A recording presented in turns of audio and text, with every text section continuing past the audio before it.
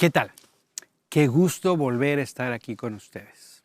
Como siempre es un privilegio cada oportunidad que nos es brindada a todos nosotros para estar contigo. El día de hoy estaremos viendo un libro muy interesante que es el libro de Nehemías, que como te habrás dado cuenta en otros capítulos ya los han venido estudiando. Y bueno, como siempre, hoy me acompaña mi compañera de vida, Hilda. Tu compañera de Cristo Aventuras. Y es un gozo estar aquí y estar hablando de Nehemías. Mucho que decir. Sí.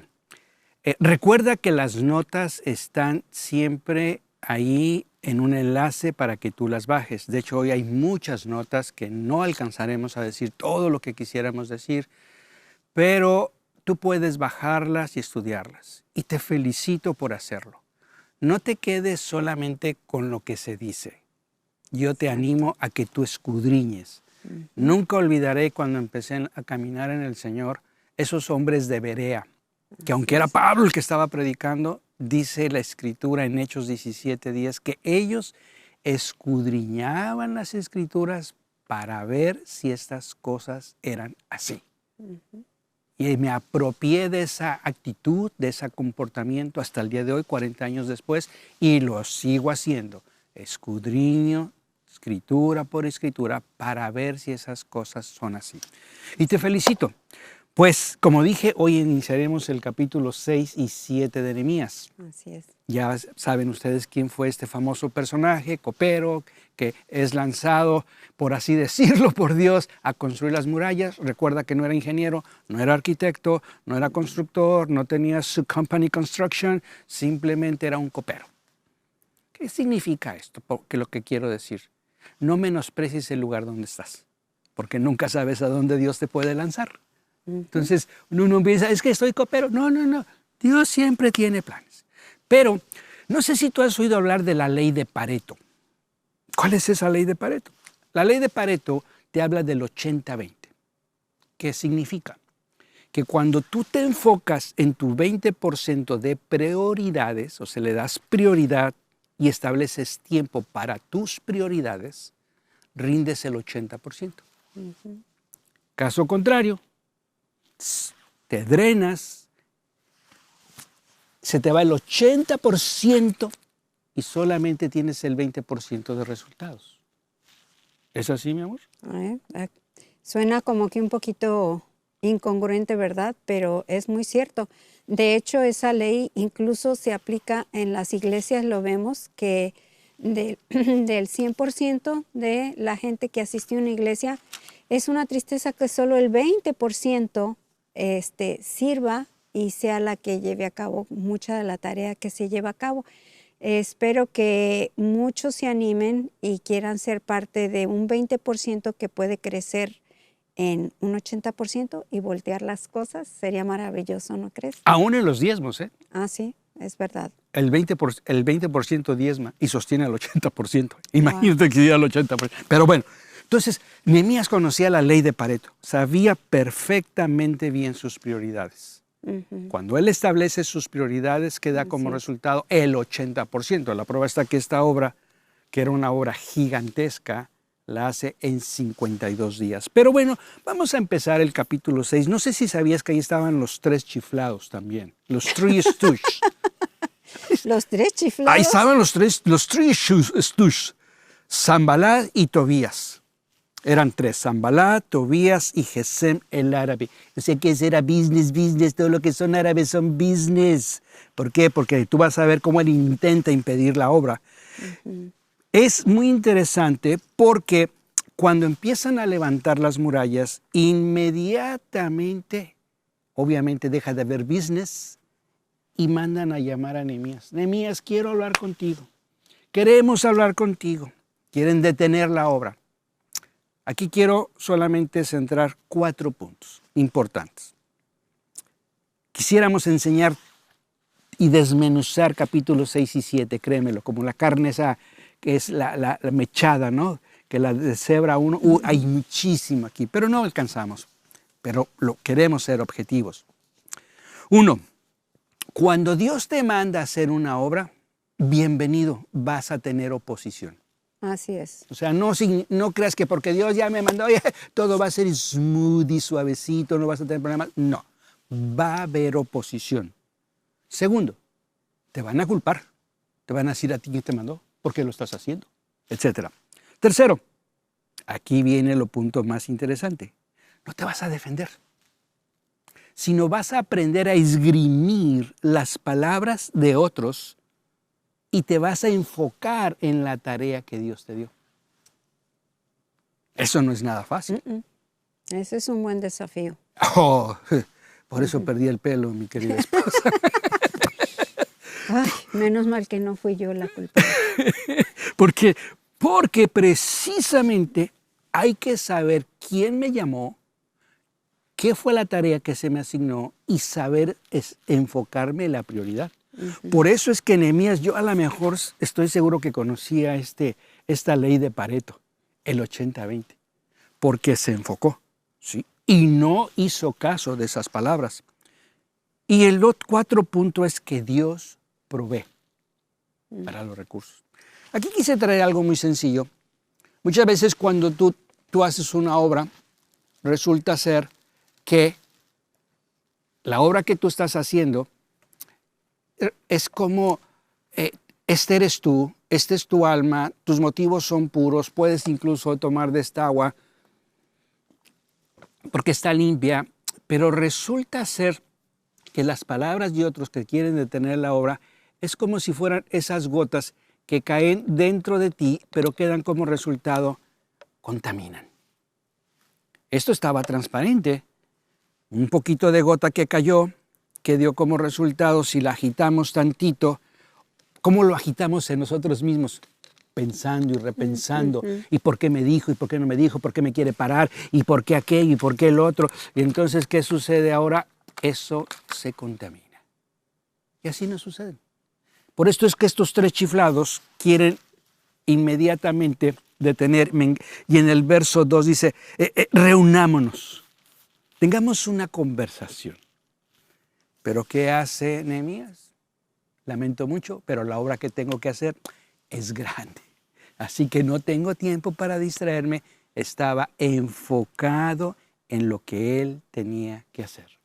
Así es, y de hecho, estos hombres lo llamaban a la ciudad a donde ellos estaban, la ciudad de Ono, porque en realidad, claro, lo querían distraer, era como que el motivo principal, pero además tenían otro motivo planeado, que era acabar con él. Entonces lo invitan. Hay que matar al líder. Claro. Entonces lo invitan varias veces. Lo invitan 4 veces, le repiten la invitación vez tras vez tras vez, pero esto es lo maravilloso de Nehemías, que Nehemías tiene tan en claro qué es lo que Dios lo mandó a hacer, que no se distrae. Entonces él tranquilamente dice, no me voy a distraer para ir a ellos. Yo tengo una obra que hacer y la voy a hacer. Y entonces lo dice, y me encanta cómo lo dice, porque dice, Dios me ha encomendado a hacer una obra que tengo que terminar y lo voy a hacer. ¿Eso qué quiere decir? Que él estaba consciente que la tarea que le había sido asignada no había sido asignada por nadie más que por Dios. Y no iba a permitir que el enemigo lo distrajera. Y bueno, el enemigo usa mucho la distracción. Siempre te va a distraer. Siempre va a querer distraerte. Es más, ¿cómo podemos aplicar este principio de Nehemías? Bueno, nuestras vidas así empiezan en el Señor. Están en ruinas. Empezamos a levantar murallas. Pero si no nos establecemos en la prioridad de edificarnos conforme a la palabra, a la lectura de la palabra, queda como resultado, entonces queda la obra inconclusa. O sea, quiero ir manejando un paralelismo. Claro. Porque cuando aceptamos a Cristo, hay que entender que estamos reconstruyendo nuestras vidas como las murallas. Porque cuando leemos la historia como historia, ¿qué aplicación le damos a nuestras vidas? Y lo que siempre busco es cómo aplicar la palabra, cómo llevarla al día a día en ello. Entonces, cuando analizo, digo, es exactamente lo que sucede en nuestras vidas. Sí, estaban en ruinas, nuestro matrimonio estaba en ruinas, Así el es. Señor nos empezó a reconstruir, fuimos levantando poco a poco, pero en el levantar poco a poco también nuestro matrimonio, basado en el Señor, empezamos a notar esas burlas de otros, ¿no? Ya no vayan, están locos, lo mismo si tú analizas, hace Sí. ya buenos años, ¿Cómo van a educar a sus ¿cómo hijos? van a educar a sus En hijos? una burbuja. Híjole, hay tanto que hablar, porque cuando empezamos a instruirlos de acuerdo a la palabra o corregirlos de acuerdo a la palabra, teníamos la burla de tus amigas, Sí. que eran psicólogas, maestras y todo. Los van a crear inadaptados socialmente. Nunca voy a olvidar esa palabra, ¿no? Que dijeron, inadaptados socialmente. Pues hoy en día tienen mucha influencia socialmente. Bueno, la realidad es que Nehemías no permitió que el propósito que él tenía se viera obstaculizado. Y hay veces que el enemigo va a usar cosas para distraernos y sacarnos de lo que Dios nos ha dado a hacer. Y va a tratar de desviarnos a como dé lugar. Muchas veces incluso pone cosas que aparentan ser buenas, porque muchas veces el enemigo usa cosas que pareciera que son buenas, pero lo que está buscando es desviarnos de lo mejor de Dios. Y ahí tenemos que ser muy cuidadosos. A que, bueno, sí, se ve bueno, pero espérame tantito. ¿Es esto a lo que Dios me llamó? No. Se ve bueno, pero no lo voy a hacer. ¿Por qué? Porque tengo bien en claro a lo que Dios me llamó y al que tengo que buscar lo mejor de Dios. Así que hay que aprender a decir no a los distractores. Qué palabra tan fácil, ¿no? N-O. No.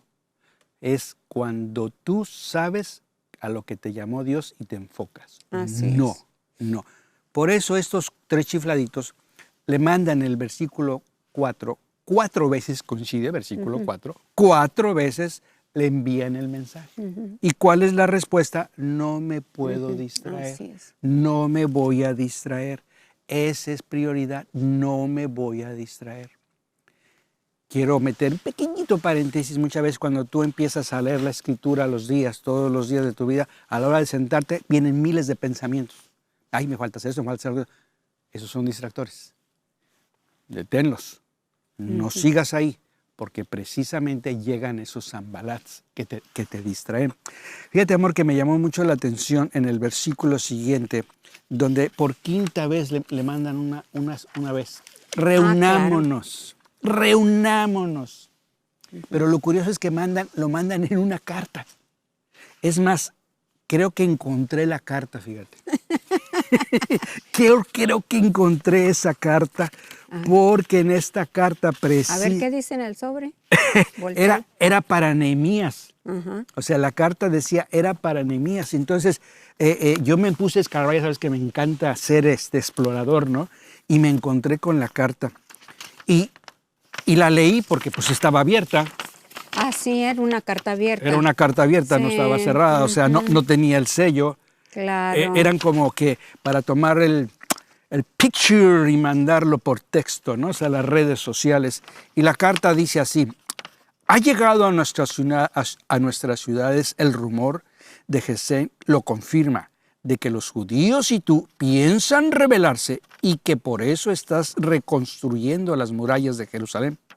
Según este rumor, tienes la intención de proclamarte rey y hasta te has rodeado de profetas para que te proclamen en Jerusalén que eres rey de Judá también. Ten cuidado, porque esto puede llegar a oídos del rey. Así que ven a hablar con nosotros para aclarar este asunto. Y lo firma Sanballat. Okay. O sea, la pregunta es, te animo a que te metas a la escritura. ¿Por qué estaba en un sobre abierto? En ese entonces había sello, un sello con un lacre.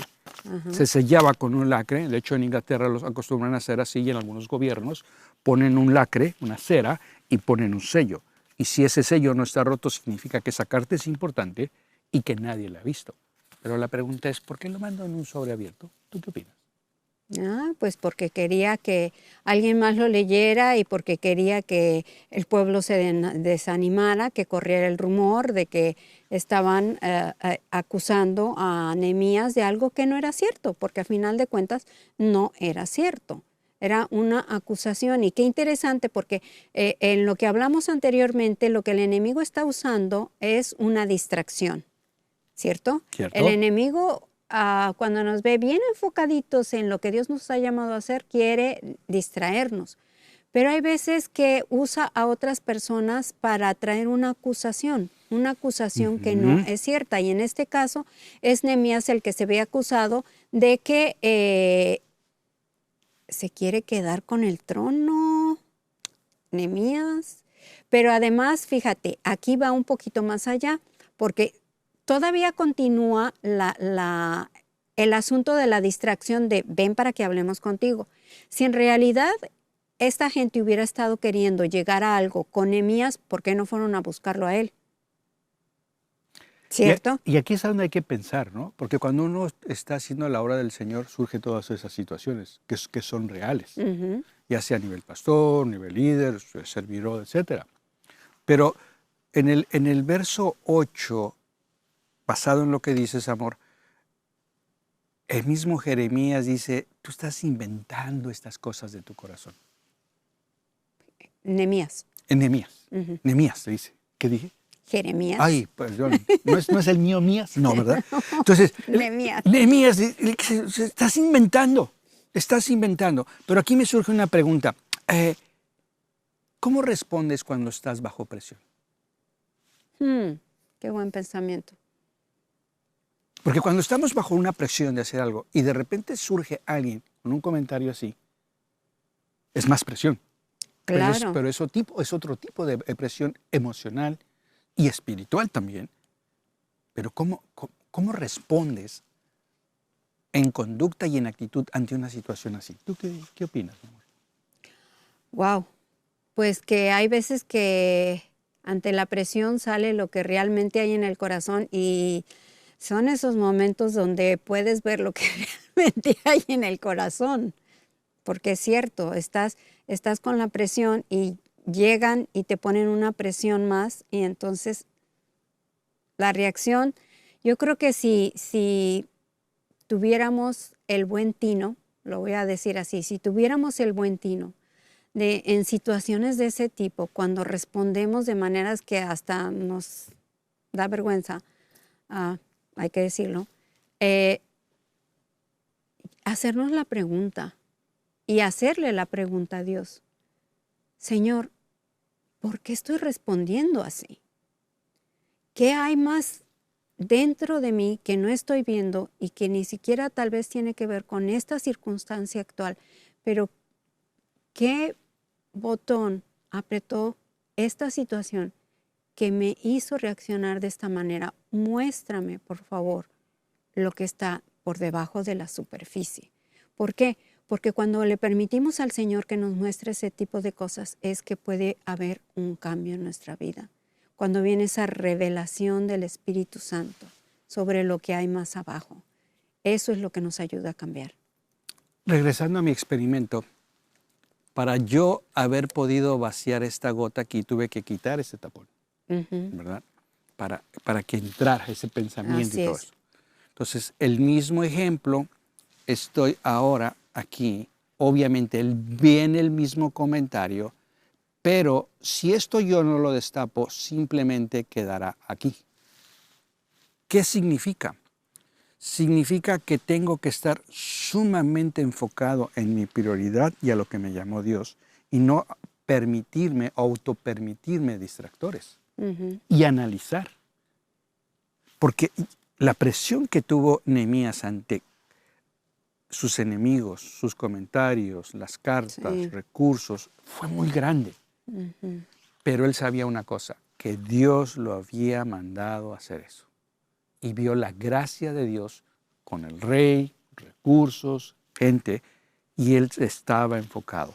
Por eso es que cuando vienen ese tipo de situaciones, no abrimos el corazón o los oídos a otros comentarios. Pero eso es autodisciplina. Sí, porque si no hay esa autodisciplina, queda como resultado, nos contaminamos. cierto. Nos contaminamos. Por eso yo siempre que hago un estudio me gusta autopreguntarme, ¿cómo reaccionas tú ante esto? A ver, ¿cómo estás tú? ¿No? Y bueno, no sé a ti cómo te ha ido con esto, mi amor. No, pues sí, definitivamente la palabra de Dios nos confronta con nosotros mismos. La palabra de Dios es ese espejo en donde nos podemos ver y el cual Dios usa para decirte, pues tú estás aquí, no estás donde crees que, donde tú tienes el concepto de que estás, ve tus reacciones y estás en este otro nivel o estás acá o hay que trabajar en esto. Y fíjate cómo da como resultado su enfoque. Versículo 16 dice, reconocieron que esta obra había sido hecha con la ayuda de Dios. Ujú. O sea, a pesar de sus juicios, sus críticas, era imposible que las murallas se levantaran. Tengamos en cuenta que en el capítulo 6 solamente se habían levantado las murallas, pero no estaban todavía las puertas. ¿Sí? El capítulo 7 ya no está ahí, pero vamos a seguir porque hay tanto. Y me emociono, quisiera así sacar todo, pero bueno. Pero el mismo enemigo reconoce que Dios les ayudó. Creo que tú vas a hablar de algo, de cómo podemos ser cautivos de ciertas tentaciones, mi amor. Bueno, hay una segunda distracción ahí. Está entre los versículos 10 al 14 y entra en acción alguien que había sido de la confianza de Nehemías, Semaías. Este es otra distracción, otro tipo de distracción que usa el enemigo y es interesante verlo. Aquí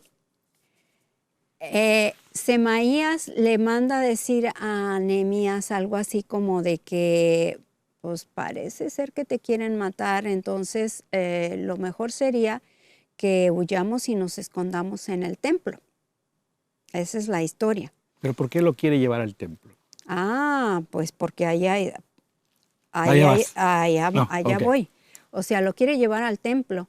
Y volvemos a lo claro que Nehemías tiene todo, me sorprende. Es evidente que de la manera que como presenta Semaías, el que quieren matar a Nehemías, ya me estoy haciendo bolas con los ías. Entonces, lo que está buscando es llevarlo al templo y queda, no está dicho claramente en la escritura, pero está, tú sabes, implícito. Está implícito en la escritura que es como que si él hubiera tenido una revelación de Dios de que no, Nehemías, te quieren matar, lo que hemos de hacer es corramos al templo y nos vamos a esconder ahí. Ahora, Nehemías dice, espérame tantito, yo no me voy a ir a esconder al templo, ¿por qué? Porque en primer lugar yo no pretendo ser el rey, no pretendo tomar un lugar que no me corresponde, yo tengo bien en claro mi misión y no me voy a ir a meter al templo. ¿Qué lugar iba a tomar ahí si iba al templo? ¿Te acuerdas? Sí, allá voy. ¿Qué implicaba ir al templo? Él estaba bien consciente que ese lugar solo le correspondía a los sacerdotes. Correcto. Y él sabía que él no era un sacerdote. Es más, el hecho de irse a esconder al templo era una costumbre pagana, completamente pagano. O sea, la gente que creía en otros dioses iba y se escondía en el templo de sus dioses para buscar refugio. Pero Nehemías sabía perfectamente por qué, porque conocía la palabra. Esa es la clave. Nehemías no solamente tiene muy en claro el propósito que Dios le dio, sino que conoce la palabra. Entonces, no cualquiera que le fuera a decir, no, mira, te van a matar, vete a esconder al templo. Dice, Dios me dijo. Sí, exacto. No, momentito. Ajá. Yo, por el solo hecho que me digas que me vaya a esconder al templo, yo estoy entendiendo que no es de Dios lo que tú me estás diciendo y esto es una trampa y no voy a caer en ella, porque yo sé que a mí no me corresponde entrar en ese territorio. Esta costumbre era pagana completamente. Y él sabía que en el punto y hora en que él entrara al templo se desacreditaba, perdía su posición como líder espiritual que estaba haciendo hasta ese momento y daba pie a que sus enemigos entonces sí tuvieran manera de atrapar. Los de este mundo son más sagaces y astutos en los tratos que los hijos de luz. Sí, es verdad. ¿Sí? Esos tipos eran muy astutos. Pero Nehemías era más zorro que ellos, porque sabía discernir y cuál era su propósito por el cual él estaba en Jerusalén. Así es. ¿Sí? Y no era inocente o ingenuo a los comentarios. Tenía claro el cuadro grande, el big picture, lo tenía muy claro. Porque sabía que si tomaba una decisión de esa magnitud, cuál era la reacción de otros. ¿Qué voy con esto? No tomes decisiones así a la ligera. Tienes que tener el cuadro grande. Tienes que saber cuál es tu propósito, a qué te puso Dios, hacia dónde vas. Repito, estos capítulos se pueden aplicar en la iglesia, en la familia, en tu vida. Tienen mucho que enseñar. Y de hecho vemos esos tres distractores, ¿no, mi amor? O sea, el primero es la tentación de la distracción. Del capítulo 6, del 1 al 4, ¿no? Era distraerlo. En la segunda tentación, ¿cuál era? La acusación. Te acuso, ¿sí? ¿Y qué hizo? No, ¿y cuál era el objetivo? Desanimar al pueblo. Sí. Cuando tú estás corriendo tras la obra del Señor y alguien te acusa, te drena, te quita el ánimo. Pero es porque te fuiste con la finta de eso. ¿Te dejaste distraer? Totalmente. La finta es conocido allá en Sudamérica. ¿Qué sinónimo podríamos usar? Con el engaño. Ajá, te fuiste con el engaño. Con lo que se veía por Pero encima. cuando estás claro, tú sigues en tu objetivo y se pueden caer en esas tentaciones. Capítulo 6 te animo a que lo escudriñes con más calma. Vamos a capítulo 7. Capítulo 7 concluye de una manera en la cual vemos cómo ahora empiezan a instalar las puertas, cómo las familias están ahí listas, ¿no? Capítulo 7 está hablando donde dice, y aconteció que cuando la muralla fue reedificada, ya había yo asentado las puertas y había asignado porteros y cantores. Todo líder, hablando un poquito de liderazgo, tiene que saber escoger su equipo. Tiene que saber a quiénes va a asignar a cada tarea de acuerdo a sus habilidades y capacidades. Por eso es que, repito, en este capítulo 7 podemos ir y escudriñar. Pero quiero enfocarme en esto, donde dice en el verso 3, se cerraron y atrancaron las puertas. ¿Qué quiero decir con esto? Por eso te quiero ver así como, me ves como que diciendo, ¿de qué iba a decir? ¿A dónde vas? ¿A dónde vas? Bueno, voy a esto.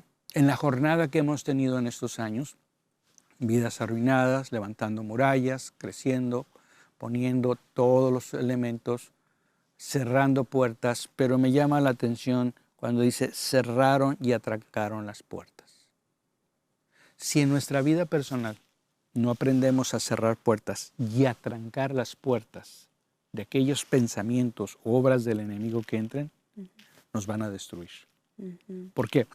Porque el caminar en Cristo es una guerra. No es un camino de mucha alegría. Sí lo es, porque vemos la gloria del Señor, pero es un camino de guerra.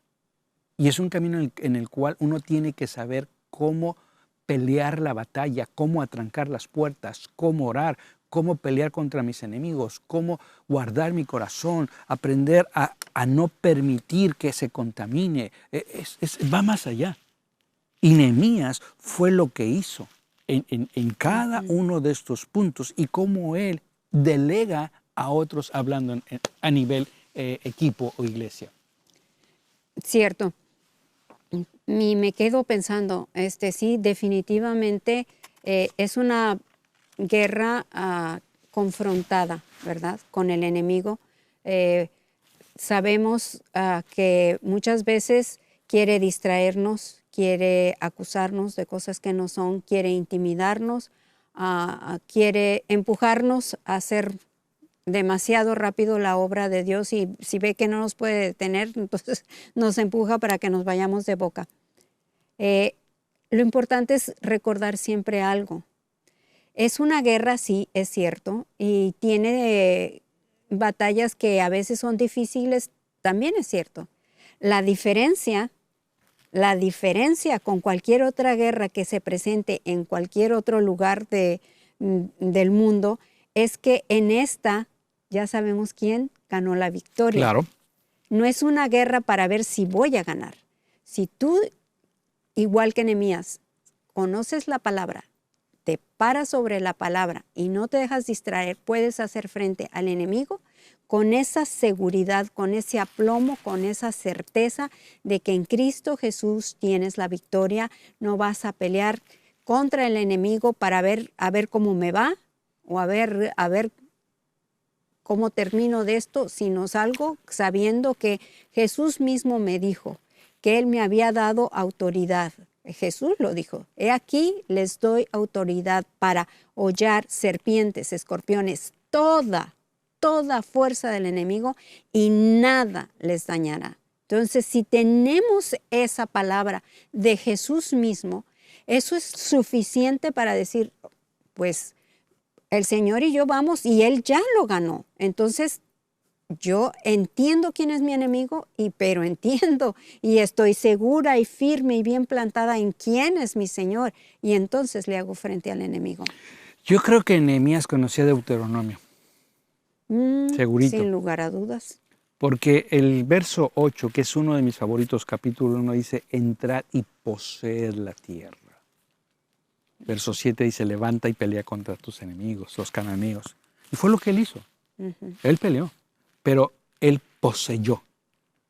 Y ahí es donde me lleva a no vivir una vida en Cristo de defensa, sino de agresión, y no en contra de mi prójimo, sino saber contra quién es mi pelea. A veces es conmigo mismo en mis emociones, mi propio pecado, mi propio peso que me asedia. Pero dice Hebreos: despójate. Y fue lo que hizo él. Se despojó del peso, del pecado, puso sus ojos en Cristo. Y claro, yo sé que en ese entonces no había nacido Cristo. Pero lo hizo en Dios. Pero tenía claro quién era el que lo había mandado a hacer la obra, que era Dios, Dios Padre. Entonces, ciertamente es una guerra, pero ciertamente, bien dijiste, amor, tenemos la victoria. Si algo aprendo de este libro de Nehemías es su persistencia, el establecimiento de sus prioridades, y no se permitió desenfocarse.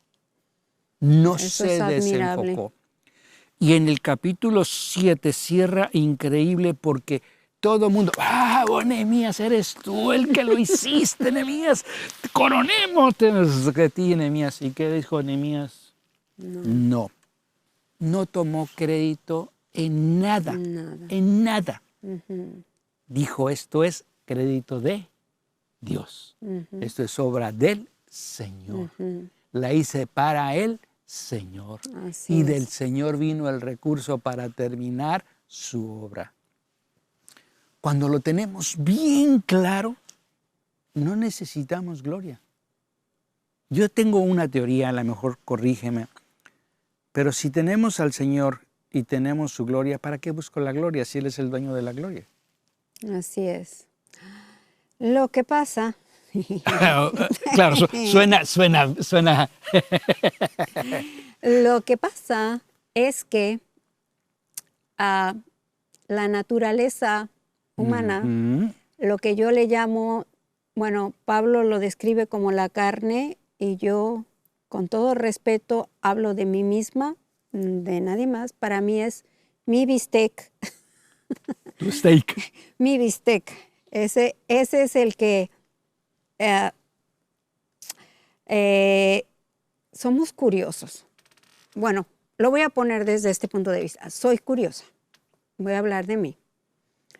Porque puedo hacer muchas cosas para Dios con todo mi amor y con toda la mejor voluntad de mi vida, hacer la obra del Señor.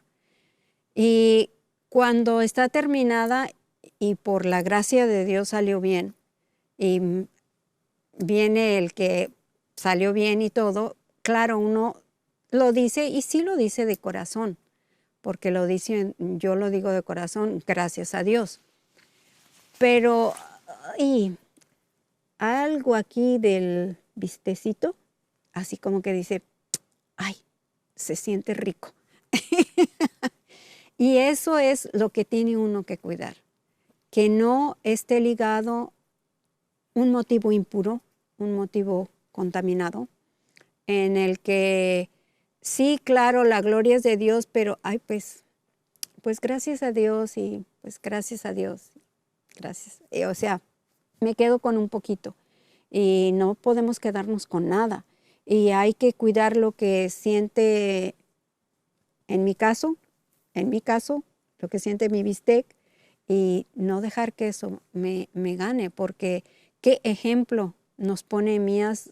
Yo diría que nos pone un estándar muy alto, en el sentido de que no se quiso quedar con la gloria para sí. Es más, lo proyecta de tal manera que hasta sus enemigos reconocen que había sido Dios, digo, porque esa muralla de Jerusalén fue reconstruida en 52 días, se ha venido diciendo a lo largo de este estudio. Entonces, humanamente era imposible. Pero él, yo creo que en la medida en que podemos tomar conciencia de que ciertas cosas que él permite que hagamos se logran no por nuestra capacidad, yo diría, a pesar de mí misma. A pesar de mí misma, Dios puede hacer cosas que yo no me imagino. Y por lo tanto, la gloria debe de ser todo el tiempo, nada más de Él.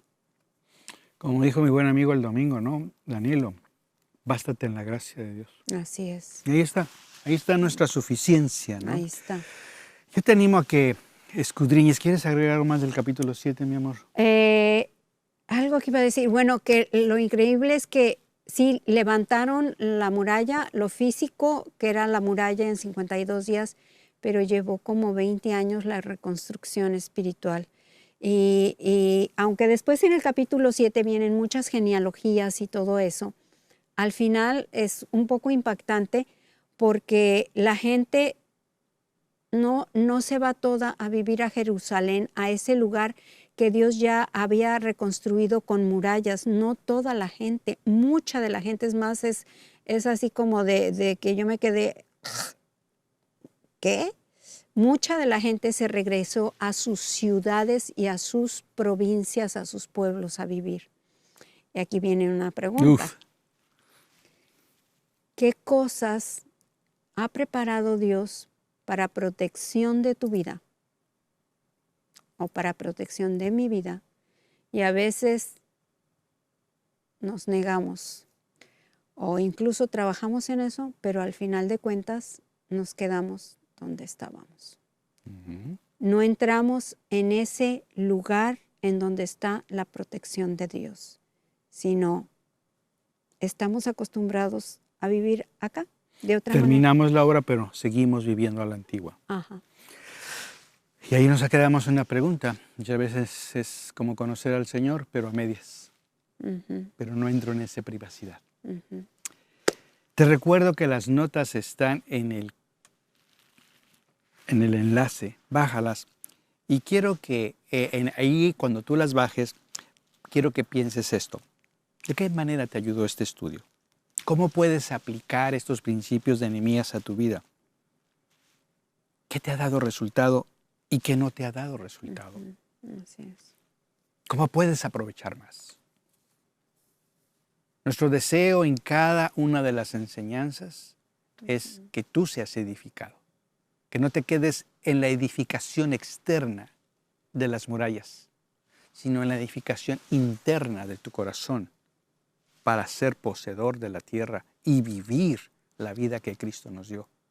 Esa vida de excelencia, esa vida de autoridad, esa vida de poseer la tierra para ti y para tus hijos. La única manera de hacerlo es a la manera del Señor, conociendo lo que está en su palabra, conociéndole a Él. Por eso Jesús dijo, si me amas, ama mis palabras, guarda mis palabras. Yo te animo a que escudriñes la palabra del Señor todos los días, la leas. Yo te invito a que hagas del Señor tu Señor. Dile, Señor Jesús, ven a mi vida. Aquí estoy. Así es. No puedo yo más. Mi vida está como Jerusalén sin murallas. Entra todo el mundo y sale todo el mundo, pero hoy levanto las murallas, porque tú me dices que las levante. Te bendecimos. Declaramos que eres una persona bendecida y no maldecida. Eres una persona que posee, que levanta para el reino, que trae el reino para que tus hijos lo disfruten.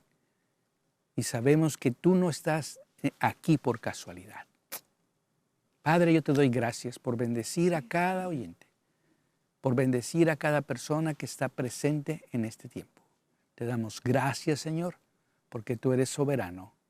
Y donde quiera que estén, Señor, y vean y levanten los ojos al cielo, tú te revelas a ellos. En el nombre de Jesús. Amén.